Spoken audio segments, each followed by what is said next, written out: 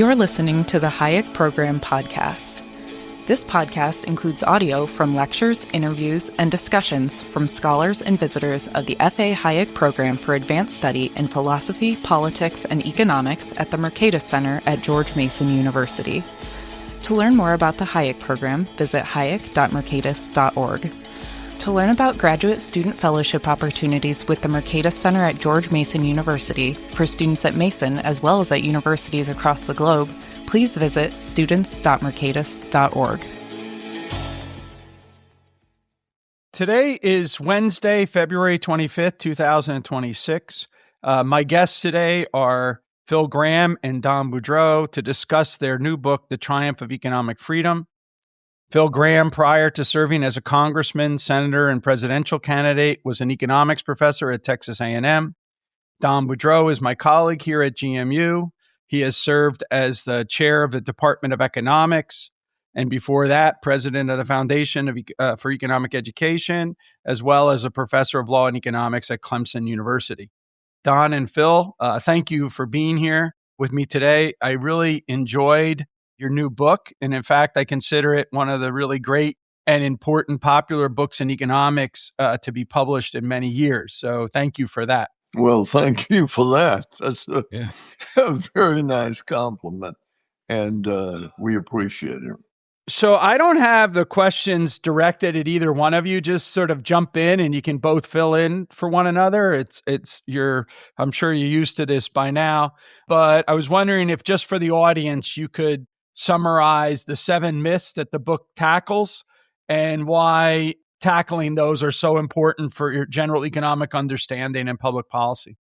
Well, why don't I start by simply noting that Thomas Jefferson said good men with the same facts are prone to disagree. But in academics and in government and in business, I have almost invariably found that when people fundamentally disagree, that they have very different perceptions about how the world works.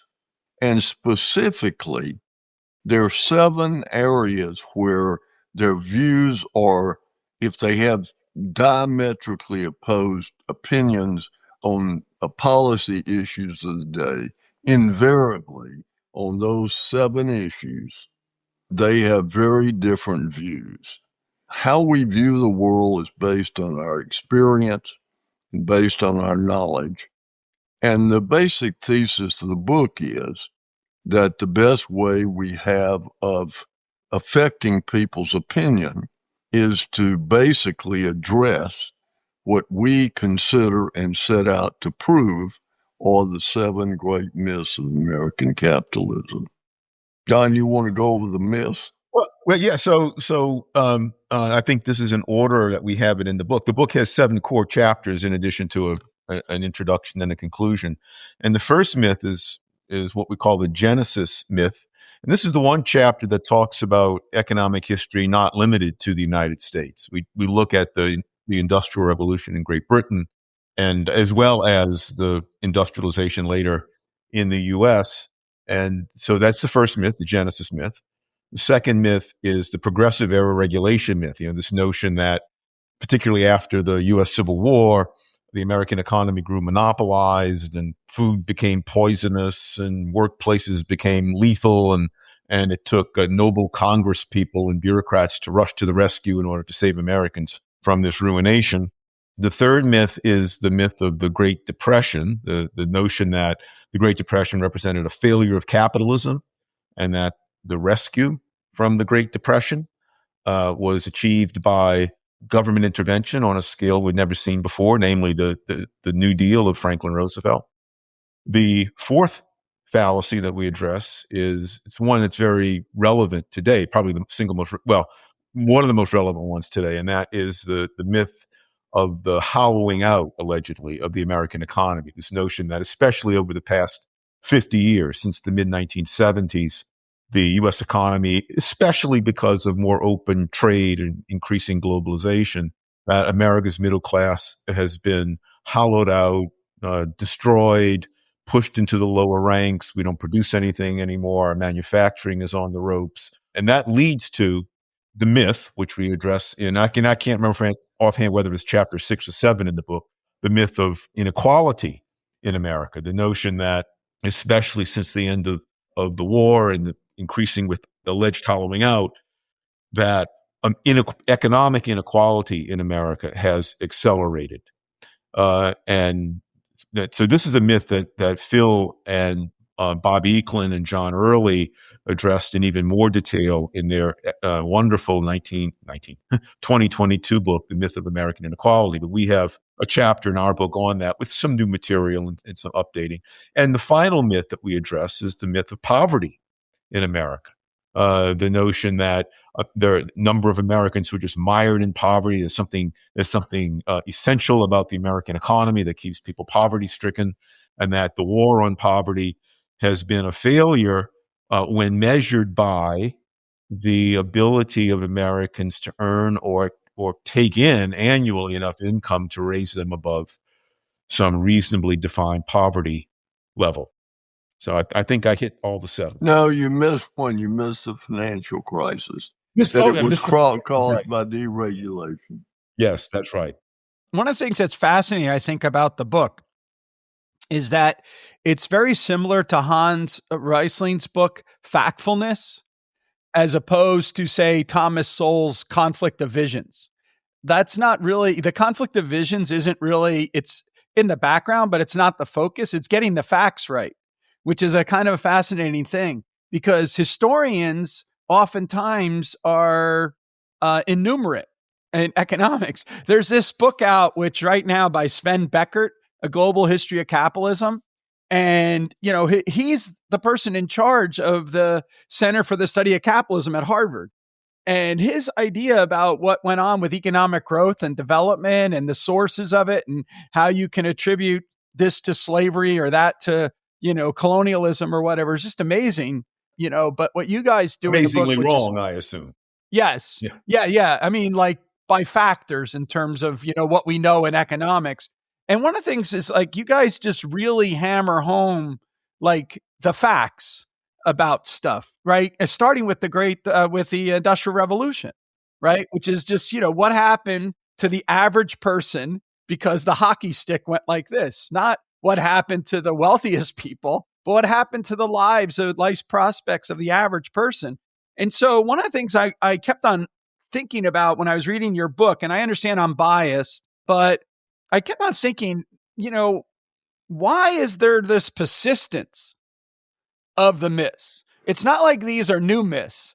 These are deep myths, as you point out, right? Dickens has a view about what's going on in the Industrial Revolution that goes all the way back. Carlyle, all these people, right? They had these kind of ideas. And I was wondering if you had any clue as you were going through it and reading all these primary sources about why you think the mythologies persist, because the evidence is not hidden and the reasoning isn't esoteric, right? It's that in order for them to believe what they believe, they actually have to hold theories that are often in conflict with just basic, understanding of how human beings behave.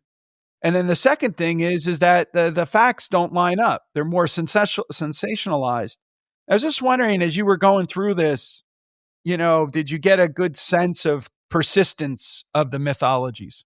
First of all, I think that it's important to note that we set the book up where we first give sort of a very brief summary of the period that's undisputed, and then we present what we call the myth, and we try to present it in the strongest form. The arguments from historians, economists, in the popular literature, and what facts they present. And in fact, I think we had 14 people read the manuscript, and 9 of the 14 complained that it looked like we wrote the myth to try to convince people that the myth was true and that we needed to change it. And wisely, I think, we didn't change it. We're not trying to set up a straw man and knock it down. But I think basically that you may have read Hammond's book on the history of banking in America. He's economist at University of Chicago in the 1930s. And I remember reading that book, and he begins the book by saying that you need to understand before you start this book that everything you know about banking history in America is wrong. And by the time you finish reading the book, you find out that that's exactly true. And in that case, the people that were writing about banking in the newspaper didn't know anything about banking. And so the sort of contemporary observations end up being written in the history books, and for the Industrial Revolution being a perfect example, from Arnold Toynbee to writers of fiction in the era. The view is that this is a terrible thing going on. And in the case of the Industrial Revolution, it was a wave of creative destruction. The creation was more production of goods and services than had ever existed. And the division between British statistics and British literature is astonishing. But basically, the facts are that, as Marx clearly recognized, that the Industrial Revolution, Marx said, had unleashed more productive forces than all other periods in history combined, and did it in 100 years.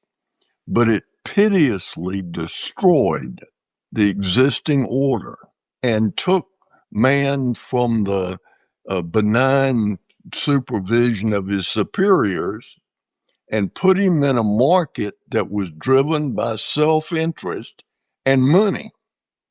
Now, we now know that market's called economic freedom.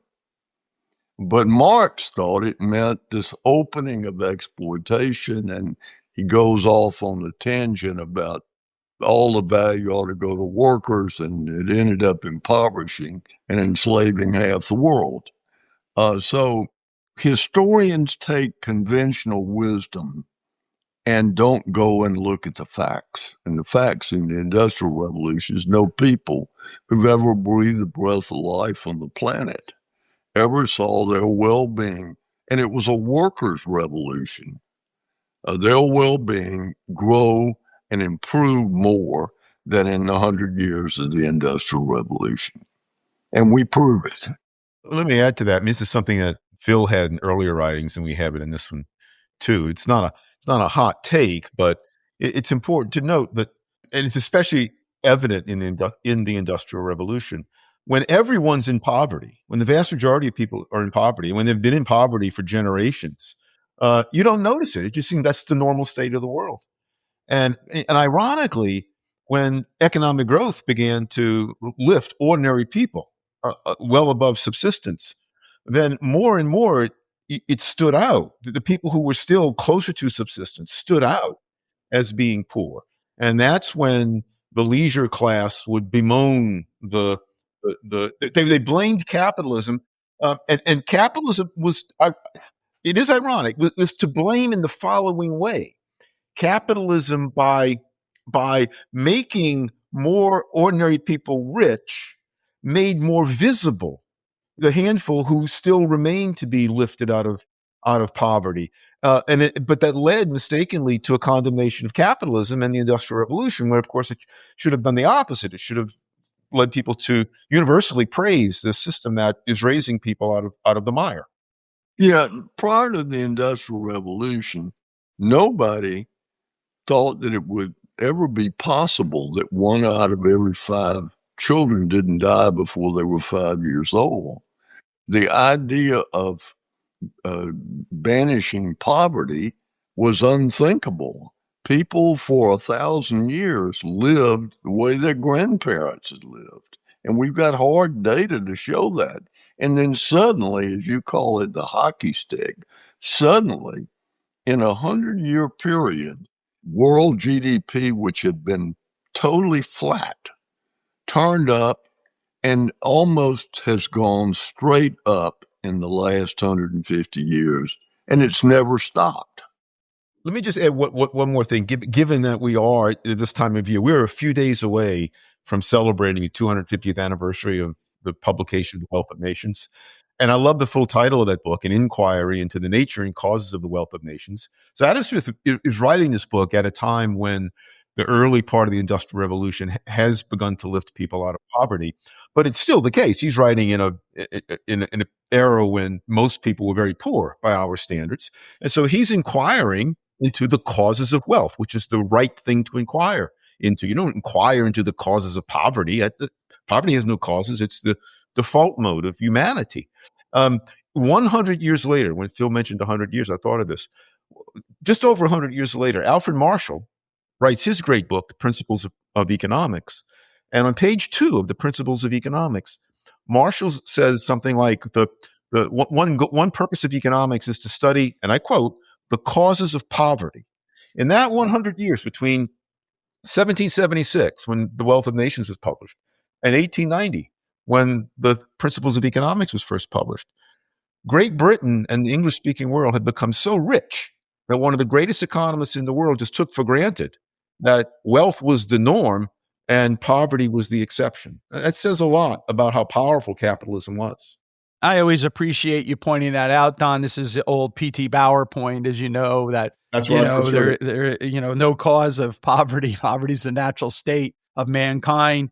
I mean, there is some hope in this story because I held up the Beckert book, but at the same time, this last fall we celebrated Joel Mokyr. He was a great historian of the Industrial Revolution with the Nobel Prize. So, there is a lot of hope that maybe we'll get the facts right about this. And in particular, this point about the benefits that accrued to the ordinary individual.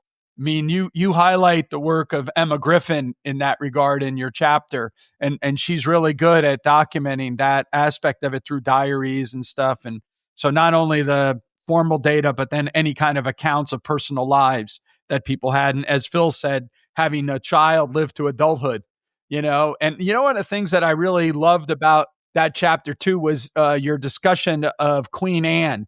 Maybe you can just mention that real quick to people so that this is the elite of the elite. And this woman had this horrible life. I know Phil wants to say something, but Queen Anne of England, who died at the age of 49 in 1714, she was lucky by one standard. A lot of women died after giving birth to children. She got pregnant, we know, 17 times. Most of her children were stillborn. A handful died in infancy. A couple made it a little bit longer. She had one child make it past infancy.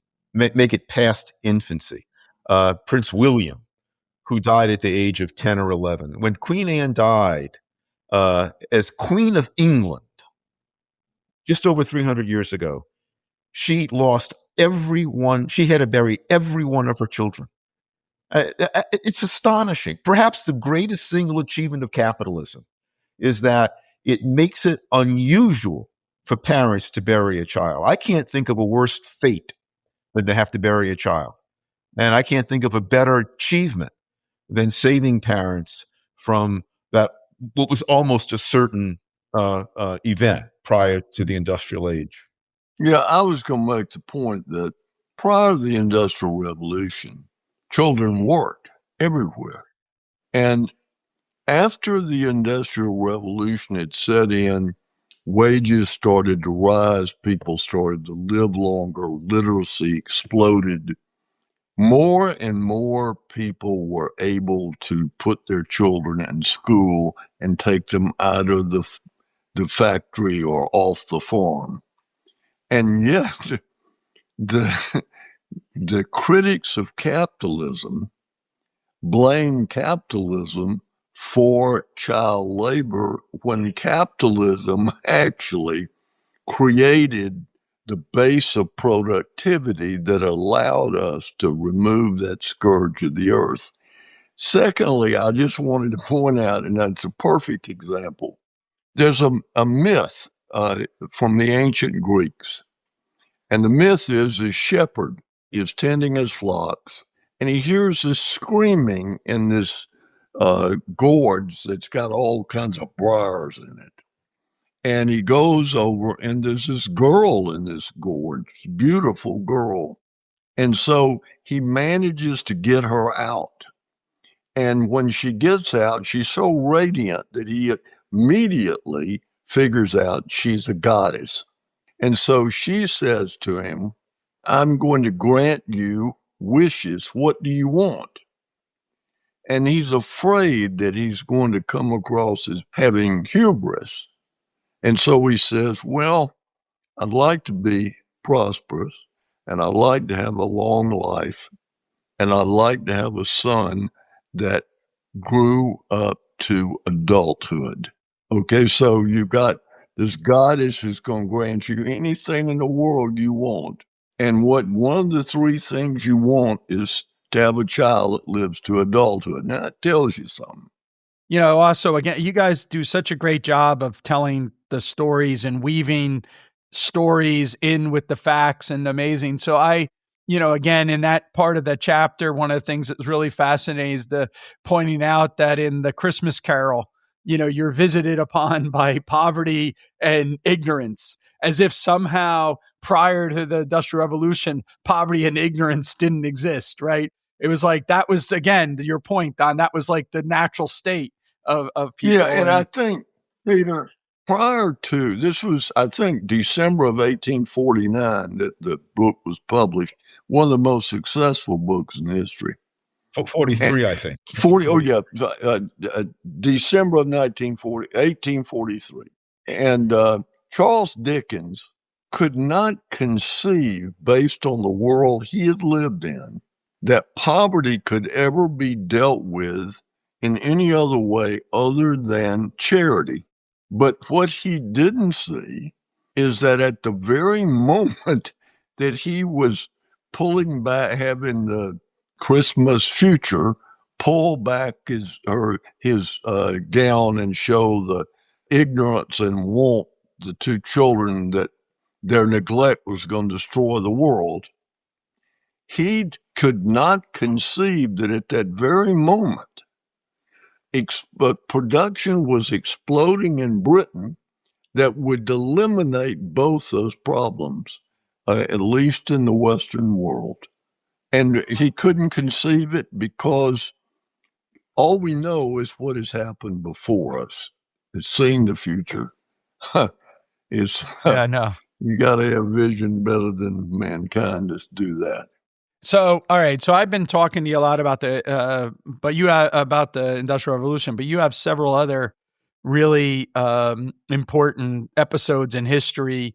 And I was just wondering, as you were doing your research, were there examples where you might have had some of the myths that were disabused because of the research you were doing?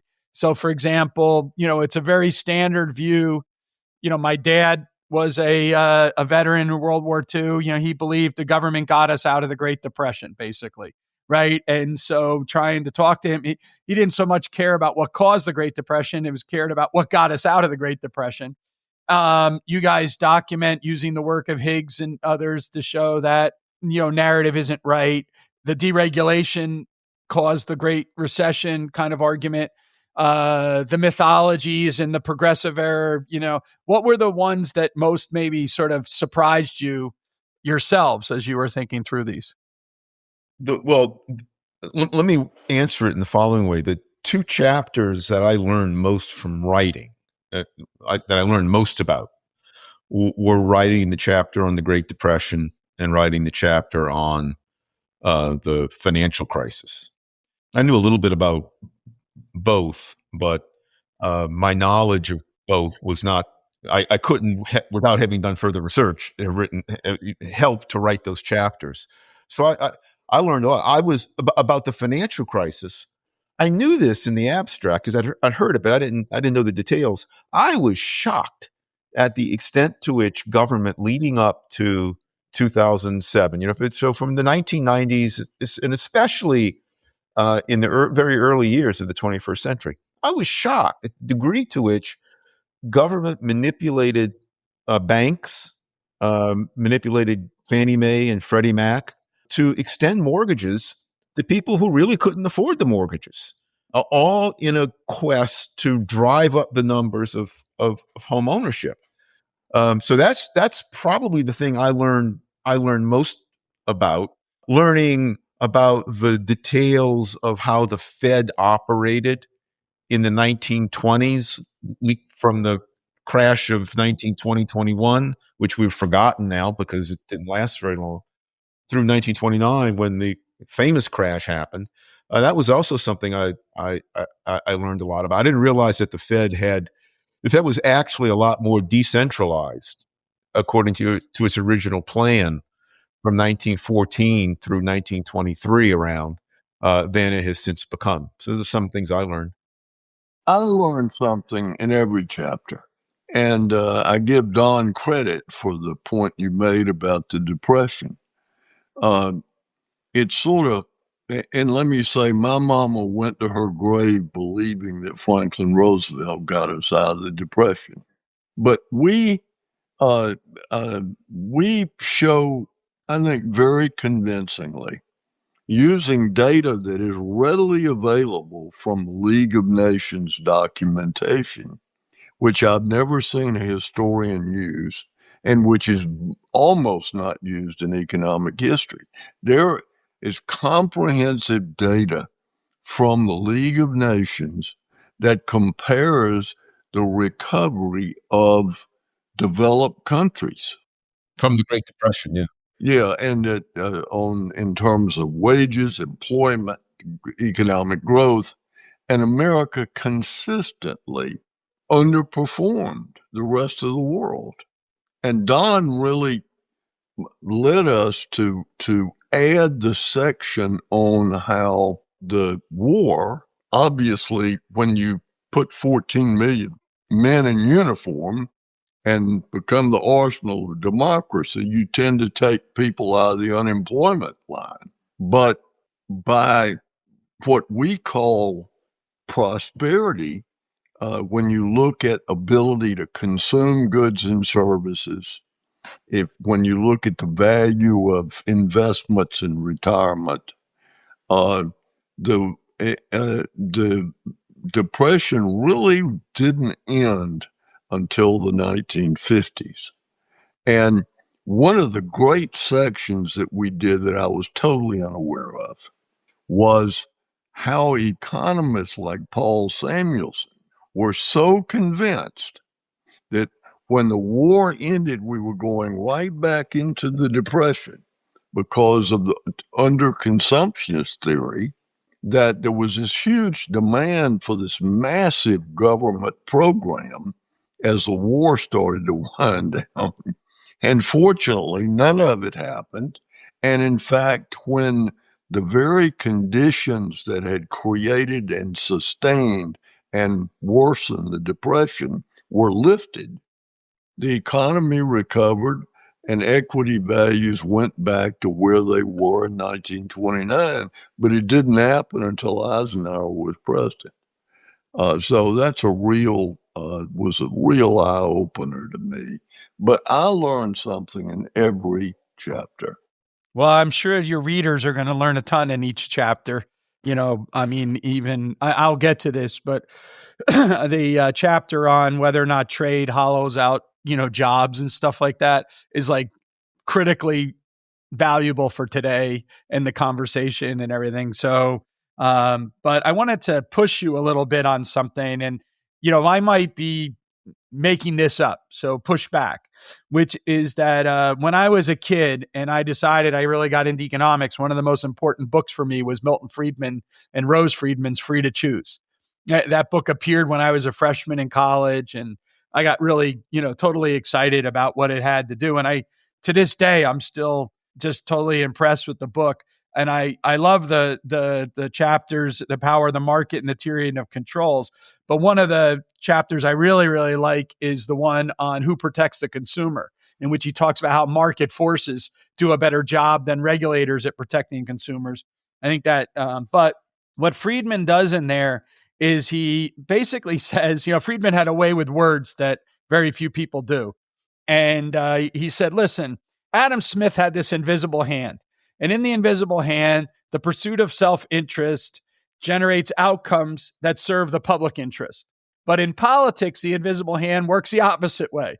The pursuit of public interest results in outcomes that generate only the benefits to the private interest, right? So that makes you start thinking about all these ideas. What's interesting to me in your book, in your blowing up of the mythologies, I don't think that you relied all that much on public choice explanations as much as just getting the facts wrong about the issue. In the antitrust policy, discussions, obviously you have it there because the Sherman Antitrust Act, who's behind it, all these things like that. And, public choice in many ways is all about who benefits at whose expense. And that's part of the persistence issue, who benefits at whose expense. But I was just wondering if you agree with that, assessment of the book, that you more focus on the issues having to do with the achievement, the mythologies being there because we get the facts wrong. Yeah, you mentioned the exception, with the exception of the Sherman Act part, we basically took the stated purposes of the regulators at face value. Okay, then you want to protect consumers from, eating rotten meat, and you want to protect workers from, being chewed up in factory machines. What were the results of those regulatory interventions? And we don't dispute the public choice explanations. We just don't deal with them as much as maybe we would have if we had written a multi-volume work. Yeah. Also, I'd add that one of the things I think we wisely did was we don't try to attribute motives for bad policy. What we try to do is simply point out that bad policy produces bad results, not sometimes, not in some places, but at all times and in all places. And I do think that the book and the Get the Facts Straight does basically make the point that Milton Friedman was making, and that is, and it's a point that I probably understand as well as anybody, having served for a quarter of a century in the belly of the beast. The marketplace protects the consumer. Government is heavily influenced by the special interest of the producer. And the problem is you got these people that have a lot of influence who are looking over the congressman's left shoulder, sending letters back home and text messages and telephone calls of whether he cares about the old, the poor, the sick, the bicycle rider, the sugar producer, whatever. Nobody is looking over his right shoulder saying, does he care about working people? Does he care about taxpayers? And so, by its very nature, the political system is, unless you're very careful, and it's a line we crossed long ago, it ends up basically imposing special interest and extracting rents from hardworking, ordinary people who just want less government and more freedom. And you just see it over and over and over. And it's there in the facts.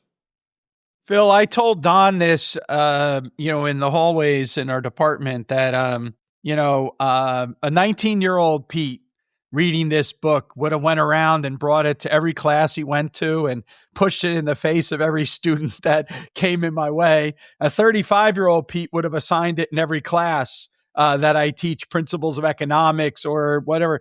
The reason for that, I think, is precisely because of the way that you guys just laid this out, which is that this book is positive economics, straightforward. It's not normative economics. It's not tricky economics in terms of trying to infer intentions from outcomes. No, that's right. It's just means ends analysis. There's given ends, chosen means. How effective are those chosen means in obtaining those given ends? And that's economics at its best.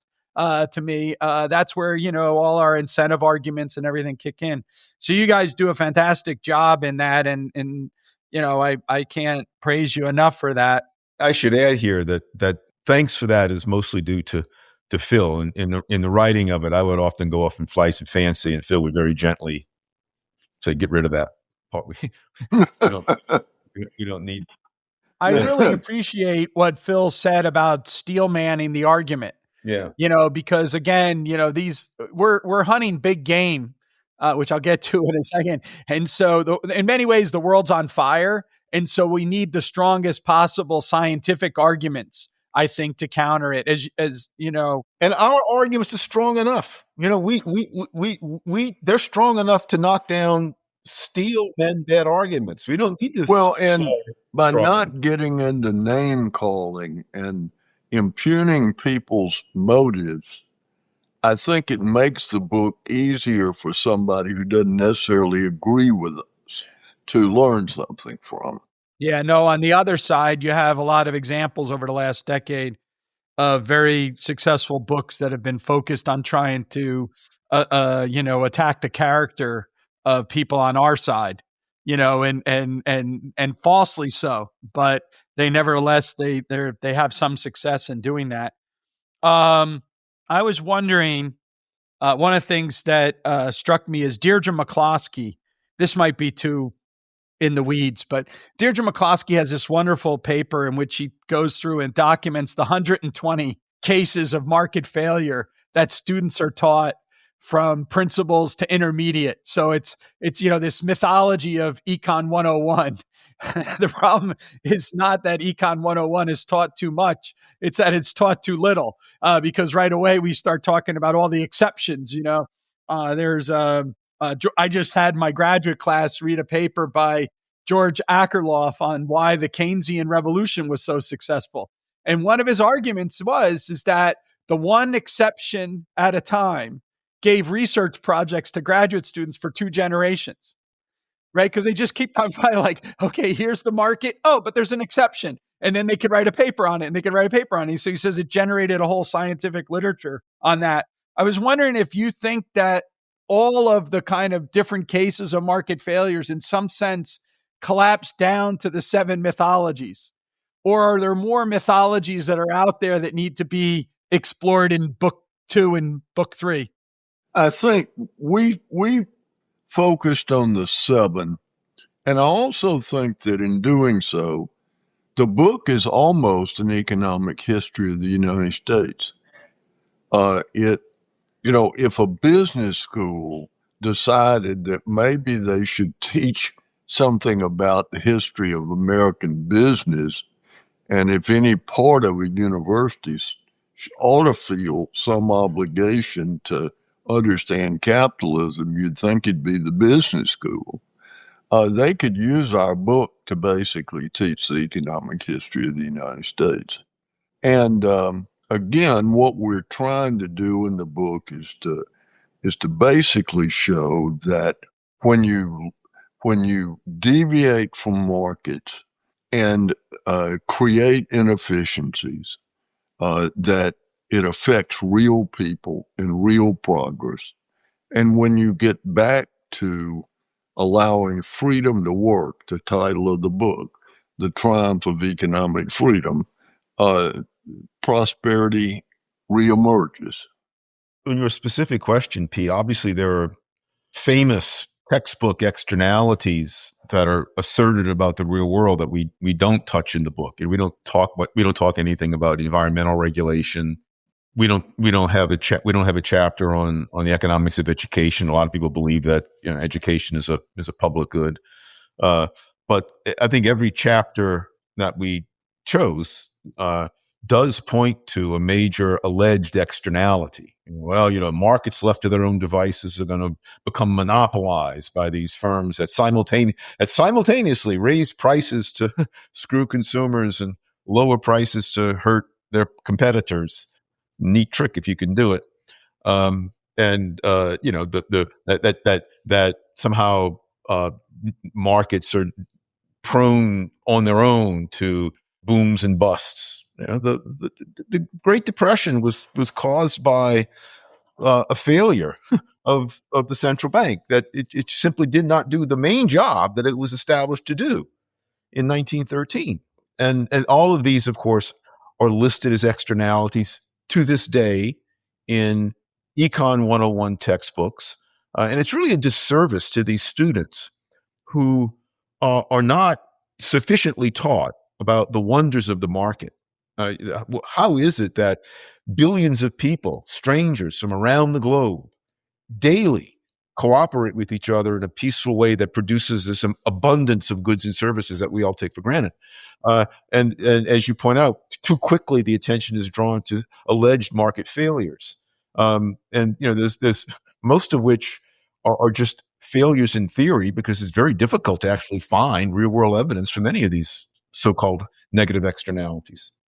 Yeah, I think that the government as a corrective is one of the main things that comes out of the progressive era, right? Yeah. And we keep on thinking about that as a solution. Phil, I just wanted to say something very quickly about your recommendation.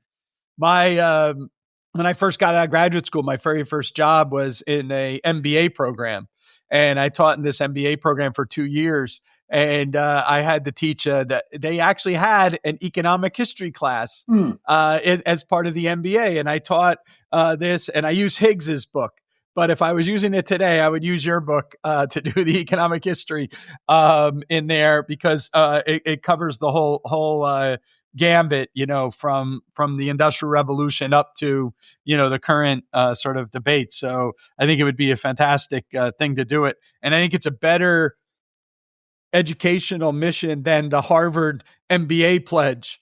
I don't know if you're aware of it, but they passed this thing with the Harvard MBA pledge to say that we're not going to follow Milton Friedman's advice that, the only goal is to maximize profits and instead we're going to produce social justice in our business kind of thing. And they all had to sign it. And every time I hear about it, I keep on thinking, how many of them signed it and actually thought about it? They just were told, I have to sign this piece of paper, and they go from there. But I cut you off. I apologize, Phil. Go ahead. Yeah, I know. I was just going to say that, in the progressive era, the regulatory policy, the Sherman Act, it's so simple to show the massive failure of this approach. And what we do in the book is simply take the 20 years before the Sherman Act, when the, quote, abuse was occurring, and look at what happened to production and to price, and then compare it to the 20 years after the problem was fixed by the Sherman Act. And what you find is, in virtually every case, of major industries that were regulated, production grew at a slower rate, prices increased faster or fell slower after the regulation was in place than before it was put into place. So, and then 70 years later, when President Carter led the effort for deregulation, the evidence was overwhelming that the regulatory process was cheating working people. And so we deregulated these major industries, and prices fell dramatically. Innovation exploded. In fact, the era we live in, with the explosion of the information mechanisms that we have, you can basically trace back to Jimmy Carter repealing progressive era regulation of the communications industry. Speaking about that chapter on progressive era regulation, we relied heavily on that amazing stream of research that came out in the 50s, 60s, and 70s, empirical research that was studying the effects of these interventions. And so, so one, I think, inadequately appreciated benefit of the otherwise dark cloud of heavy government regulation is it does inspire really good economists to do research on them. And so we went back and reread all that stuff, the research done by people like Sam Peltzman and Tom DiLorenzo and Gary Leibkap, and it's all very clear. And fortunately, Americans, I'm just saying something that's been implied here. Americans, Pete, you remember it too. We were old enough to remember the 1970s. By the 1970s, Americans were feeling it. Inflation was noticeable. The economic growth had slowed. Unemployment was stubbornly high. And because good economists did good research, the moment was ripe for a courageous president, like as Carter was in the 1970s. It wasn't his party's natural disposition, but to pull back on those destructive interventions. Don, I'm always, when you talk about the 70s, I'm always amazed when you think about Hayek's Nobel, because he starts right from the beginning. He says, look, we economists have nothing to be proud of. We've made a mess of things. Right? And that's how he starts, rather than celebrating economics. Which is 1974, yeah. But of course, he there was talking about inflation. Yeah, I understand, but it has broader implications. Yes. I do think one of the things that I would really recommend to economics students that's in your book is that you do an amazing job of weaving facts with theoretical ideas, and then also theory and theory informed or fact informed theory. So precisely what you were just talking about with the new learning in IO and the critique of antitrust against the structure, conduct, performance paradigm, right? Which it does it. Or with Calamaris and fragile by design, and the way, the way the banking industry is all screwed up, and these kind of things. You do an amazing job of weaving back and forth between the facts of the matter, the theories that help us understand those facts, and then how those facts make us highlight certain new ways we go in theory. But one of the real puzzles, and this is just what you just were talking about, Don, is that we're also in a period of a great forget.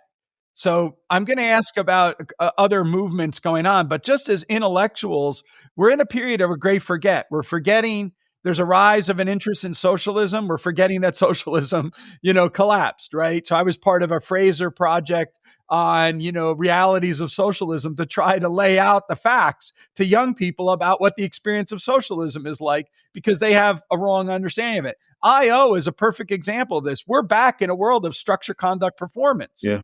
Right. And yet we somehow defeated structure, conduct, performance. So I don't expect an answer, but this is kind of what I was thinking about with this persistence thing, because I'm not quite sure why it is that we go through these periods of forgetting what we've learned from the past in terms of these issues. And instead, we always return to government as a corrective.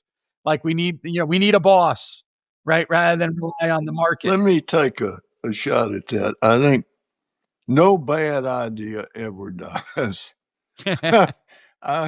I used to, in the Senate, marvel that, my God, we would implement a policy, it would fail, and then we turn around and we're debating the same policy again. But I think the birth-death cycle has something to do with this. Living memory is very important. People that have lived under communism, they're cured. You have a very hard time convincing them that the state can be a source of righting all wrongs and promoting the general welfare. The problem with socialism is not a problem of the heart. It's a problem that it doesn't work, and that it creates misery and poverty and takes away freedom. So, as we express it in the book, Marx thought that you could establish a system where government would take the place of a series of economic producers, from people that finance the system to people who innovate and invent, and that then government could wither away. But the problem is government doesn't wither away. Freedom and prosperity wither away, and they wither away quickly. So young people are attracted to the idea that, we can solve problems through government. It seems you got a problem, you got a government, and it seems to make sense. So let the government solve the problem. They generally don't know the government created the problem to begin with, which is often the case. And we're about to prove this all again in New York City. Yep. Hey, We're down to our last few minutes, and I don't want to keep you guys too long. So I want to ask one last question and then have both of you respond to it, if you will, which is it relates to what you just said, Phil, because we're living in a particularly strange times for economics, because we have a rise of the national conservatives on the right who are denying economic science. Don has been doing yeoman's labor trying to take on Orrin Cass and these, people or whatever. But you have this rise going on. Our vice president is very influenced by these individuals as well. On the other hand, you have the Democratic Socialists, which Mamdani is just one of. But I mean, we have several members of Congress and whatnot that are involved in that. And they're attacking economic science from the left. After writing this book, and studying these issues in such depth and with such care, what do you think we economic educators, like this is from the authors to an educator, what do you think we need to be doing to counter both of these forces in our society at the moment? Because in many ways, in terms of economic discourse, the world's on fire. And we need to really change that. And I was wondering what advice you might give to people who would like to join you in that battle. You want to go first, Phil? No, why don't you go? I just got through talking. So I think doing what we do, what Phil and I do in the book is part of it. You look at history in a fair and honest way. You sort the data honestly, interpret them using sound economic theory, not complicated Econ 999, straightforward Econ 101, good Econ 101. And people who are genuinely open-minded and genuinely interested in improving the world, who care, I don't think they can help but encounter those kinds of explanations without having their prior biases toward the use of government challenged. And so we economists, our jobs will never, this is what relates to what Phil said about no bad idea ever dies. Our jobs will never be over. We will constantly be called upon to remind people of the same eternal verities that Adam Smith reminded people of 250 years ago.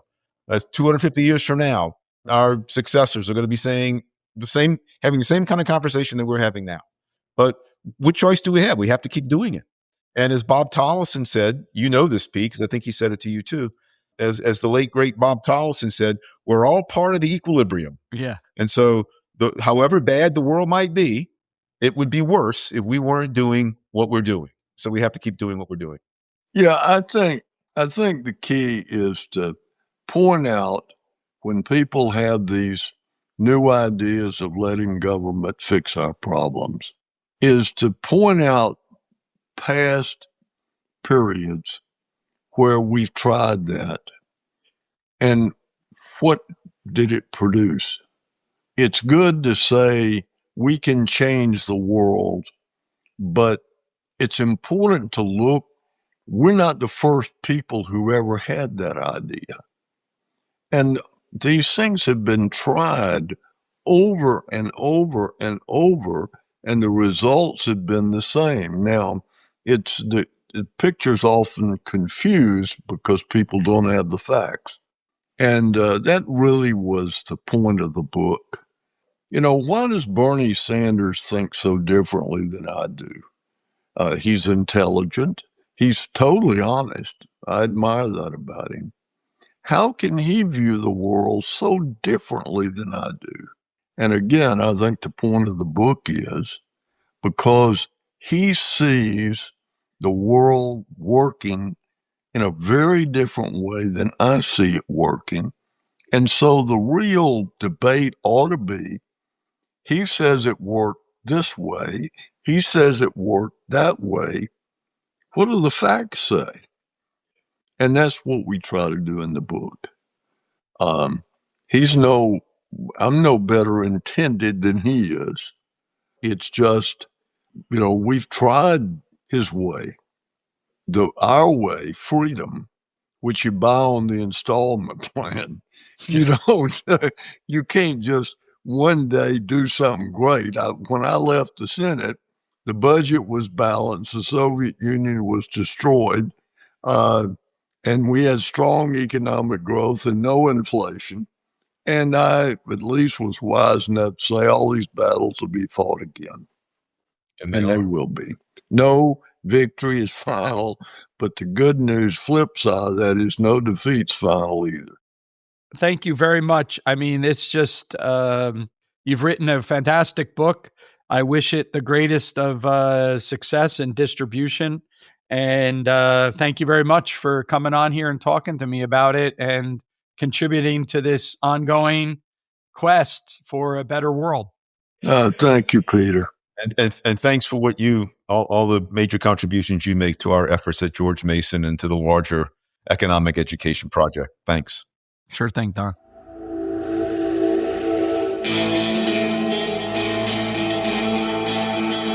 Thank you for listening to the Hayek Program podcast. To learn more about the research, scholars, and work of the Hayek Program, visit hayek.mercatus.org. For more information about graduate student fellowship opportunities for students at Mason as well as at universities across the globe, please visit students.mercatus.org. We hope you recommend students to our programs or consider applying yourself.